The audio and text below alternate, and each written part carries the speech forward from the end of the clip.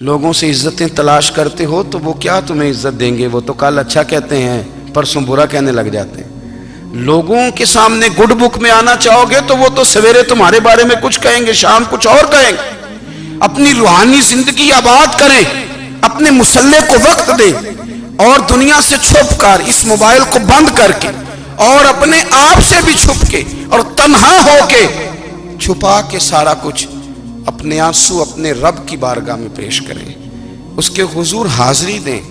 سنو نا ترمذی کی حدیث، اور اسے یاد رکھنا، نبی پاک علیہ السلام نے فرمایا اپنے دکھ لوگوں کے سامنے نہ بیان کرنا، سیٹھوں نوابوں کو نہ بتاتے پھرنا، دنیا داروں کے سامنے جا کے نہ رونا کہ میں تکلیف میں ہوں۔ فرمایا اگر دنیا داروں کو دکھ بتاؤ گے رب تمہیں کبھی غنی نہیں کرے گا۔ اور لوگ ہیں کہ الٹا مذاق اڑائیں گے آپ کی، جس سے بڑی پکی یاری ہے نا، پکی، وہ تب تک پکی ہے جب تک آپ نے 50,000 مانگا نہیں، اور جس وقت آپ نے کہہ دیا کہ میں مجبور ہوں میری مدد کر، تو پھر ختم ہو گئی دوستی۔ لوگوں کی تعلقات آپ کے ساتھ تب تک ہیں جب تک آپ ان سے کوئی ضرورت وابستہ نہیں کرتے۔ کریم محبوب فرمانے لگے بندوں کے سامنے دکھ نہ بیان کرنا، اللہ تجھے کبھی غنی نہیں کرے گا۔ تو اپنے دکھ اپنے رب کو بتا، تو دعائیں مانگ، تو اس کی بارگاہ میں حاضر ہو، تو اس کے حضور عرض کر۔ فرمایا اپنے دکھ اپنے رب کو بتا، وہ جلدی کرے یا دیر سے کرے تجھے ساری دنیا سے بے نیاز کر دے گا، تجھے کسی کا محتاج نہیں رہنے دے گا۔ اپنے مسلح کو، اپنی دعاؤں، ایک بزرگ فرماتے ہیں میں نے دعا مانگنے کا طریقہ اپنی بیوی سے سیکھا، دعا مانگنے کا طریقہ اپنی، سیکھنے والے تو اپنے بچوں سے بھی سیکھ لیتے ہیں، سیکھنے والے تو ہر ایک سے سیکھتے ہیں۔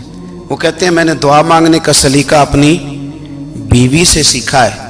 حضرت وہ کس طرح؟ فرمانے لگے میری بیوی نے نا مجھے کوئی کام بتایا، کچھ پیسوں کی ضرورت کے لیے کہا، تو میں نے اسے کہا کہ بھئی ابھی میرے پاس نہیں ہے، کچھ دنوں میں آتے ہیں تو میں دے دوں گا۔ عورتوں کی عادت ہوتی ہے وہ بار بار یاد کراتی ہیں، 2-4 دنوں کے بعد پھر اس نے کہا حضرت وہ میں نے کہا تھا کچھ پیسے، میں نے اسے کہا کہ ابھی میرے پاس نہیں ہے، کچھ دنوں میں ملتے ہیں تو میں تمہیں دے دوں گا۔ اس نے کچھ دنوں کے بعد پھر کہا حضور وہ میں نے کچھ پیسے کہے تھے۔ فرماتے میں نے ڈانٹ دیا، میں نے کہا کہ کیا تو روز مجھے شرمندہ کرتی ہے، کہا نا میرے پاس نہیں ہے، ہوں گے تو دے دوں گا، تو روز یاد کراتی ہے۔ فرماتے ہیں اس نے پہلے تو میری ڈانٹ کو سہا، پھر میرے سخت جملوں نے اس کی آنکھوں میں آنسو پیدا کر دیے، پھر اس نے اپنے آنچل میں اپنے اس دکھ کو سمیٹا، اور پھر اس نے ایک جملہ کہا تو میں رو پڑا، اور مجھے اپنے رب سے مانگنے کا طریقہ آ گیا۔ مجھے کہنے لگی حضرت جی آپ نے ڈانٹ دیا میں نے سہ لیا، پر آپ ہی میرے شوہر ہیں، بتائیں نا آپ سے نہ کہوں تو میں کس سے جا کے کہوں۔ فرماتے ہیں میں رو پڑا، اور میں کھل کے رویا، اور میں تڑپ کے رویا، اور پھر میری سسکیاں بند گئیں۔ تو مجھے کہنے لگی آپ کو کیا ہوا؟ میں نے کہا مجھے بھی دعا مانگنی آ گئی ہے، جب میں اسے کہوں گا نا اللہ تو ہی میرا رب ہے، میں تجھ سے نہ کہوں تو میں کس سے جا کے کہوں؟ میں کیوں کسی بندے سے سوال کروں؟ میں کیوں کسی دنیا دار سے کہوں؟ میں تیرے بندوں کا، نیک بندوں کا وسیلہ لے کے، تیرے محبوب کی غلامی لے کے تیری بارگاہ میں آئیں، تجھ سے نہ مانگوں تو کس سے مانگوں؟ سمجھ آ گئی ہے؟ جب میں اس رنگ میں مانگوں گا تو پھر رب میرے اوپر بڑا ہی فضل فرمائے گا، وہ میرے اوپر بڑی رحمت کرے گا، وہ میرے لیے آسانیاں کرے گا۔ عزیز دوستو ہم اس طرح کرنے لگ گئے ہیں کہ ہم نے نا اپنے تعلقات پر اعتماد کرنا شروع کر دیا ہے۔ میرے تعلقات بہت ہیں، ہم نے اپنی دولت پر اعتماد کرنا شروع کر دیا ہے، میرے پاس دولت بہت ہے۔ ہم نے اپنے علم پر، اپنی شہرت پر اعتماد کرنا شروع کر دیا ہے کہ میرے پاس فلاں چیز بہت ہے۔ یاد رکھنا جب بے نیاز اپنی صفت بے نیازی دکھاتا ہے تو بڑی بڑی دولتوں والے مجبور نظر آتے ہیں۔ بھائیو جب انسان کا رشتہ اپنے مالک کے ساتھ ہوتا ہے پھر تو غم بھی کچھ نہیں کہتے، پریشانیاں بھی کچھ نہیں کہتی، پھر تو زندگی صبر والی، پھر تو زندگی توکل والی، پھر تو زندگی بھروسے والی، پھر انسان اپنے آپ کو رسوا نہیں کرتا۔ دنیا داروں سے امیدیں اس کی ختم ہو جاتی، امیدیں اللہ رسول سے لگا لیتا ہے، مضبوط ہو جاتا ہے، مضبوط، طاقتور ہو جاتا ہے، خوددار ہو جاتا ہے، باوقار باعزت ہو جاتا ہے۔ حضرت بہلول دانا رحمت اللہ علیہ بیٹھے تھے تو ہارون رشید حج کر کے آ رہا تھا، تو رستے میں حضرت شیخ سے ملاقات ہو گئی تو السلام علیکم کے بعد کہنے لگا حضور کوئی حکم ہو تو بتائیے گا. تو حضرت بہلول دنا فرمانے لگے تیرا رب کون ہے؟ اس نے کہا اللہ. تو فرمایا میرا کون ہے؟ کہا اللہ. فرمانے لگے تو بڑا ہی بیوقوف ہے، کیا تو یہ سمجھتا ہے کہ رب ہارون رشید کو تو دے گا اور بہلول دانا کو بھول جائے گا؟ تیرا بھی وہی رب ہے، میرا بھی وہی رب ہے.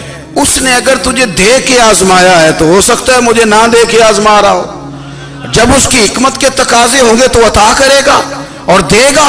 تو جا اپنا کام کر. بھائی اپنی روحانی زندگی، اپنی عبادات، اپنے وظائف، اپنے روزمرہ کے معاملات، اپنی دعائیں، اپنا استغفار. دیکھو کوئی مشکل کام تو نہیں 2 رکوع ہیں سورہ واقعہ کہ اگر رات کو پڑھ لی جائے تو. میں کس طرح یہ بات بیان کروں کہ تعویذ بانٹنا آسان ہے اور وظیفہ بتانا مشکل ہے. سارا دن تعویذ بانٹیں تو لوگ لینے کو تیار ہیں، اور اگر آپ وظیفہ بتائیں تو کہتے ہیں تو مشکل کام ہے. او خدا کے بندے، اگر آپ کا تعلق قرآن پاک کے ساتھ مضبوط ہو، قرآن پاک کے ساتھ اگر آپ کا رشتہ ہو، لوگ سفارشیں ڈھونڈتے ہیں نا دنیا میں، کوئی تعلق مل جائے تو میرا کام ہو جائے. دنیا میں اتنا مشکل معاملہ ہے، آخرت میں مجھے بتائیے گا کتنا مشکل معاملہ ہوگا. میرے نبی پاک صلی اللہ تعالی علیہ وسلم نے فرمایا جو لوگ سورہ ملک پڑھا کرتے تھے نا، سورہ ملک، یہ سورت ملک قیامت میں ان کی سفارش کرے گی، اور اس طرح کرے گی کہ کہے گی اے اللہ یہاں اس بندے کو جنت میں داخل کر دے یا مجھے قرآن پاک سے علیحدہ کر دے. تو رب فرمائے گا جا اس کا دامن تھام کے اسے جنت تک پہنچایا. آپ بات کو سمجھیں، جب آپ کے تعلقات اپنے معاملات کے ساتھ مضبوط ہوں گے، یہ نبی کریم نے وعدہ کیا ہے کہ تو سورت واقعہ پڑھ تیرے گھر میں فاقہ نہیں آئے گا. حضرت عبداللہ ابن مسعود رضی اللہ تعالیٰ عنہ بیمار تھے تو حضرت عثمان غنی رضی اللہ تعالیٰ عنہ تیمارداری کے لیے تشریف لے گئے اور جا کر کے کہا کہ آپ بڑے بیمار ہیں، آپ کی بیٹیاں زیادہ ہیں، میں چاہتا ہوں کہ خزانے میں سے کچھ مدد کروں. تو سیدنا عبداللہ ابن مسعود رضی اللہ تعالیٰ عنہ اٹھ کے بیٹھ گئے اور کہنے لگے امیر المومنین، اللہ آپ کو میری طرف سے، میری بیٹیوں کی طرف سے بہتر صلہ دے. میری بیٹیوں کو کسی خزانے کی ضرورت نہیں، میں نے انہیں خزانہ دے دیا ہے. کہا جناب آپ نے کون سا خزانہ دیا ہے، میں آپ کے مالی معاملات کو جانتا ہوں. تو فرمانے لگے امیر المومنین، میرے نبی کریم نے فرمایا ہے جو سورت واقعہ پڑھے اسے کبھی فاقہ نہیں آتا.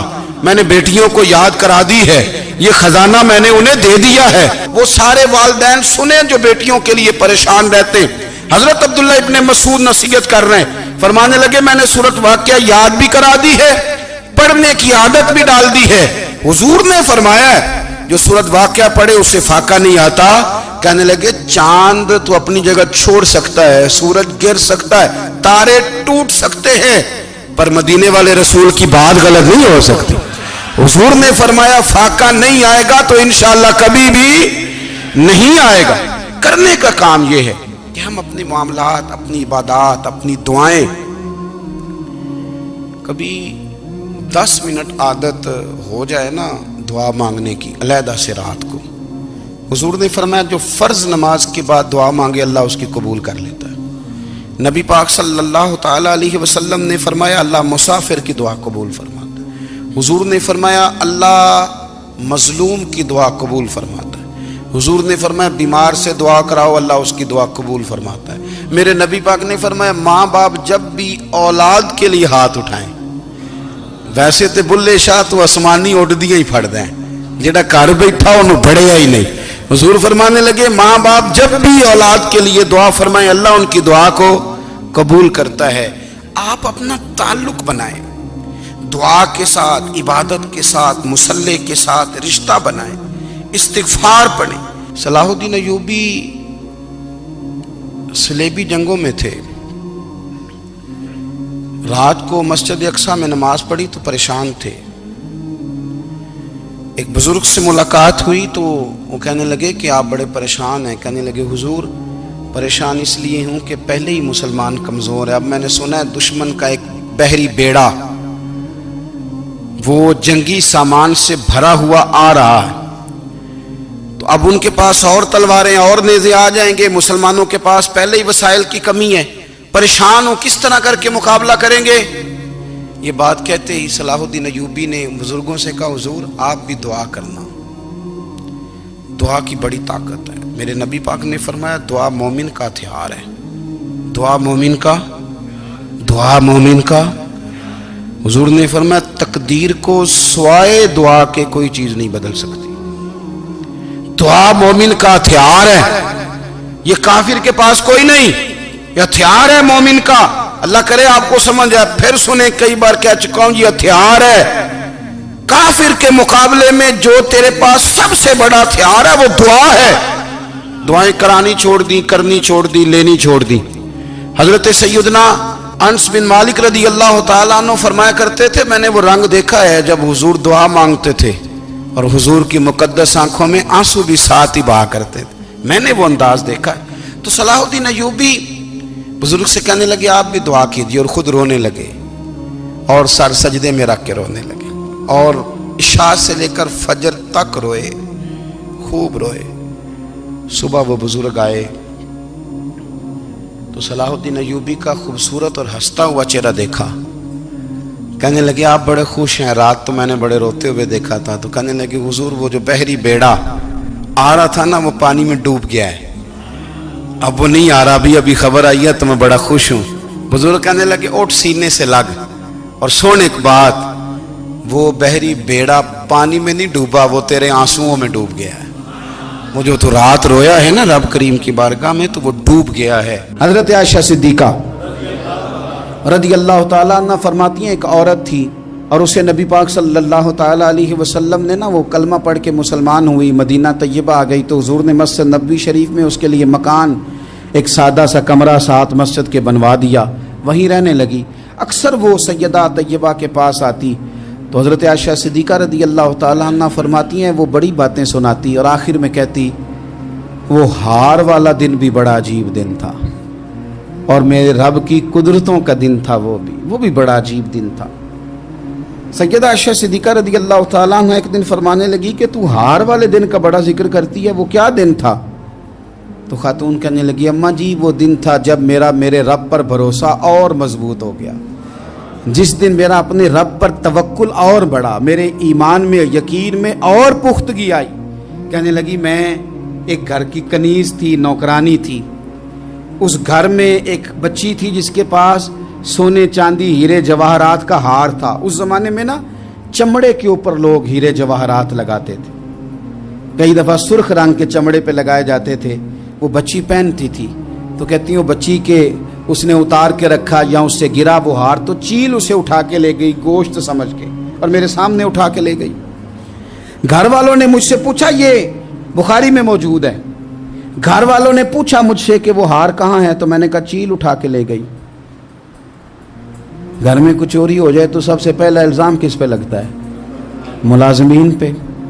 کہتے انہوں نے مجھے بڑا مارا، بڑی تکلیف تھی، حتیٰ کہ میری شرمگاہ تک کی تلاشی، میری عزت اتنی خراب کی میں بتا نہیں سکتی۔ میں نے اپنی زندگی میں ایک واقعہ دیکھا، ایک امیر گھر میں چوری ہو گئی، ملازم کو اتنا مارا کہ وہ چارپائی پہ پڑ گیا، پولیس والوں سے اتنی مار پڑوائی گئی کہ وہ بیچارہ چارپائی پہ پڑ گیا، اور پھر وہ اتنا بیمار ہوا اور کچھ دنوں کے بعد پتہ چل گیا کہ چور تو اپنا بیٹا ہے ان کا، پھر اس کا انتقال ہو گیا۔ اب وہ سیٹھ صاحب اور گھر والے آ کے نا مرنے والے کے کان میں معافیاں مانگ رہے ہیں، کان میں۔ تو میں نے ان سے پھر کہا تھا کہ یہ تو اب چلا گیا ہے، تمہارا زور چلتا تھا نا تو تم نے قانون خریدا اور تم نے اسے جتنا ہو سکا تم نے اسے مار پڑوائی، تمہارے پاس جو عدالتیں تھیں تم نے وہاں کارروائی کی، اب ایک عدالت قیامت کے دن لگے گی۔ یہ کمزور تھا نا، کچھ کر نہیں سکا۔ میرے نبی پاک صلی اللہ علیہ وسلم نے فرمایا سن لو، اگر سینگ والی بکری نے بغیر سینگ والی بکری کو تکلیف دی ہوگی نا تو قیامت کے دن اسے بھی بدلہ دینا پڑے گا کہ تیرے پاس سینگ تھے اور تو نے اسے مارا تھا۔ وہ خاتون عرض کرتی ہے سیدہ عائشہ کی خدمت میں کہ مجھے بڑا مارا، مجھے تکلیف دی، میں کہہ رہی تھی کہ میرے سامنے چیل لے گئی ہے پر وہ نہیں مان رہے تھے، اماں جی انہوں نے مجھے بڑا مارا۔ حضرت عائشہ صدیقہ کہتی ہیں پھر کیا ہوا؟ کہنے لگی اماں جی جب کوئی میرا مددگار نہ رہا، مجھے تکلیف دے رہے تھے، رسوا کر رہے تھے، تو میں نے اپنے رب سے مدد چاہی، میرے رب کی طرف میں نے توجہ کی، میں نے کہا مالک اب تو ہی میرا مددگار ہے، कहती है वो मुझे मार रहे थे तो वो चील जो हार ले गई थी वही लेके वापस आ गई, और हमारे सरों के करीब ला के उसने जब उस हार को फेंका, वो मुझे छोड़ के साइड पे हुए, वो मेरी बेगुनाही जान गए। लेकिन आपको बताऊं, उस दिन से मेरा अपने रब पर यकीन और बढ़ गया। मुझे समझ आ गई कि जब इंसान पूरा टूट जाता है और जब कोई चारों जानिब उसका मददगार नहीं होता, तो रब तो होता है ना, अल्लाह तो उसका मददगार होता है ना, वो तो फिर अपने उस बंदे की मदद करता है ना, फिर वो तो तवानाई देता है ना, वो तन्हा नहीं छोड़ता, वो तो आंसुओं वालों के आंसुओं पे बड़ा करम फरमाता है, वो तो कसम पुरसी में आ जाता है, उसकी रहमत बढ़ के इस्तकबाल कर लेती। ओ मेरी मिल्लत के जवानों, मज़ा नहीं आ जाता जब सारी दुनिया सोई हो, सारी दुनिया, और बिस्तर भी गर्म हो और नींद भी पूरा गलबा कर रही हो, और अचानक घंटी बजे दिमाग में, आंख खुले, घड़ी पे नजर पड़े, 3:30-4 बजे का पैगाम घड़ी बताए, और कोई चढ़ती जवानी वाला उठ के वुजू करे, और जब वो मुसल्ला खोल के बिछाए तो मदीने वाले महबूब कहते हैं कि हर नमाज पे रब सवाब देता है, और जो उठ के तहज्जुद की नमाज पढ़े उसे देख के तो रब मुस्कुराता है, जो उसकी शान के लायक है, जो उसकी शान के लायक, वो मुस्कुराता है, खुश होता है कि मेरा बंदा तहज्जुद में उठ गया, वो मुस्कुराता है। काश हमारी सुबहें कभी अपने मालिक के नाम हो जाएं, काश के सुबह। हजरत अबुल हसन रहमतुल्लाह ताला अलैह हजरत माज इब्ने जबल रदी अल्लाह ताला अन्हु के पास बैठा करते थे। फरमाते हैं उनसे जो प्यार बढ़ा तो फिर मेरा मुसल्ले से भी बढ़ गया। ताबीएं फरमाते हैं सहाबी रसूल से मोहब्बत हुई तो जिक्र से भी हो गई, फिर दुरूद शरीफ से भी हो गई, मोहब्बत उनसे बढ़ी तो फिर अल्लाह ने मस्जिद का प्यार भी बढ़ा दिया। आप फरमाते हैं कि मेरी हर वक्त तबीयत चाहती थी कि बस अल्लाह अल्लाह करूं, बस अल्लाह अल्लाह करूं, बस ना मैं जरा थोड़ी जान छुड़ाऊं लोगों से, को 10 मिनट मिले तो मैं कुछ 4 नफल पढ़ लूं, मैं थोड़ा सा ना बचूं लोगों से, और मुझे तस्बीह मिले तो मैं ना कुछ 400-500 दफा इस्तिगफार पढ़ूं, सुभान अल्लाह, अल्हम्दुलिल्लाह, अल्लाहु अकबर, ला हौला वला कुव्वता इल्ला बिल्लाह, मैं ना तस्बीहात पढ़ूं। फरमाते हैं कि बच्चे थे घर में 6-7, गुर्बत थी, काम मिलता कोई नहीं था, और मैं काम चोर नहीं था, काम ढूंढता था, पर अल्लाह की कुदरत के काम नहीं मिलता था। फरमाते हैं कि मैंने एक दिन अपनी अहलिया से कहा कि आज मैं फिर जाता हूँ काम ढूंढने, तो मेरी बीवी बड़ी फर्मा बरदार थी, पर उस दिन ना गुर्बत के हाथों तंग आके कहने लगी, आज नाना कोई तू चीज़ लेके आया, तो मुझसे बच्चों की भूख नहीं देखी जाती है, सब रोगां दा रोग मुहम्मद जिसदा नाम गरीबी, कंड बुला के लंघ जाते नहीं दोस्त यार करीबी, आज ना कुछ लेके आया तो मैं बच्चे लेके मेके चली जाऊंगी।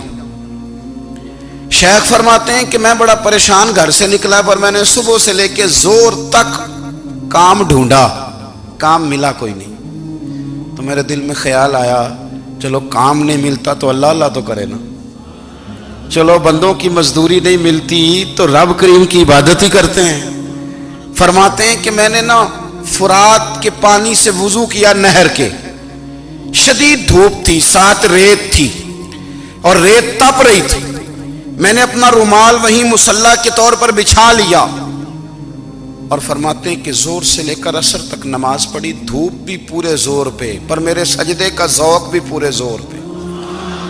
फरमाते हैं सूरज भी चमक रहा है और रब की इबादत का ज़ौक़ भी पूरे जोर पे, मैं सजदा करूं तो फिर मेरा उठाने को जी ना चाहे।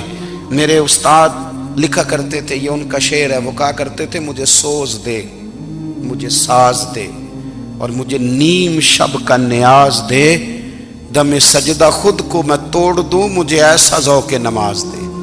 और मैं तेरी बहार का फूल हूं, मैं खिला भी हूं तो तेरे लिए, मुझे मेरी शाख से तोड़ ले, मुझे अपनी जुल्फ का नाज दे।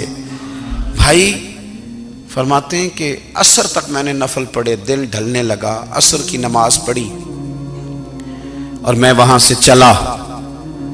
अब मैं जब निकलने लगा तो दिल में ख्याल आया कि छोटी छोटी दीवारें हैं घर की, बगैर कुछ लिए जाऊंगा तो बीवी दूर से देखेगी तो शोर करेगी कि फिर खाली हाथ आ गया है। कहते मैंने अपने उसी रुमाल में जिस पे मैंने नमाज पढ़ी थी ना, रुमाल में पक्की आखी दे पंजाबी ज साफा, कहते हैं उसी में ना मैंने कुछ रेत भर ली कि वो दूर से देखेगी तो समझेगी कुछ लेके आया है, चलो जाके उसे बता दूंगा कि आज फिर मजदूरी नहीं मिली। कहते हैं वो रेत लेकर जब मैं घर में गया तो पहले बीवी दरवाजे पे खड़ी होती थी, पूछती थी खाली हाथ आ गए हो? आज मैंने देखा तो है ही कोई नहीं। फरमाते मैं अंदर दाखिल हुआ, सलाम लिए, कोने में मैंने वो रुमाल रख दिया और मैंने आवाज दी कि भली मानस कहाँ हो? तो वो कहने लगी आप मुंह हाथ धो ले, मैं रोटी लेके आई। मैंने कहा रोटी कहां से आ गई? यहां तो कई दिनों के फाके, तो कई दिनों की गुर्बत है, यहां तो इस घर में तो फकीरी है। फरमाते हैं कि वो रोटी लेके आई और उस वक़्त की जो मौजूदा नेमतें थी, समझ ले सलाद अचार हर चीज साथ लाई। मैंने कहा कि बच्चे कहाँ गए? कहने लगी वो खाना खा के खेलने गए, आप खाना खा लें आ जाते। खाना उसने चुन दिया। मैंने हैरत अंगेज लहजे में सारी नेमतें अपने दस्तरखान पे देख करके बीवी से पूछा ये कहां से आया खाना? बच्चों को तूने कहां से खाना खिलाया? ये सारा कुछ कैसा है?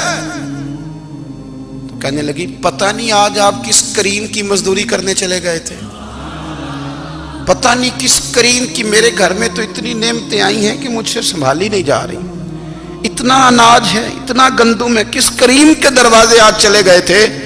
ये कहते कहते वो उठी और उठ करके कहने लगी पहले बड़ा कुछ आया था, अब क्या ले आए हो? और जा करके ना उसने वो रेत वाला रुमाल खोला। कहने लगे मैं तो लेके आया था रेत, तो मेरे रब ने उसे भी सोने और हीरे बना दिया था। जब आपकी तवज्जो अल्लाह की जानी, मेरे नबी पाक सल्लल्लाहु ताला अलैहि वसल्लम ने फरमाया हर चीज अपने रब से मांग, हर चीज मांग, हर चीज मांग। या रसूलल्लाह क्या कुछ? मेरे महबूब ने फरमाया तेरे घर में नमक भी खत्म हो जाए तो वो भी अपने रब से मांगा कर। तो मांगना, वो तुझे देगा, तो उसकी बारगाह में कशकोले तलब दराज तो करना। और तिरमिजी शरीफ में अजीब लफ्ज है, रसूल कायनात ने फरमाया, रब करीम फरमाता है जब मेरा बंदा हाथ उठाता है ना तो मुझे हया आती है कि मैं खाली कैसे लौटा दूं इसके।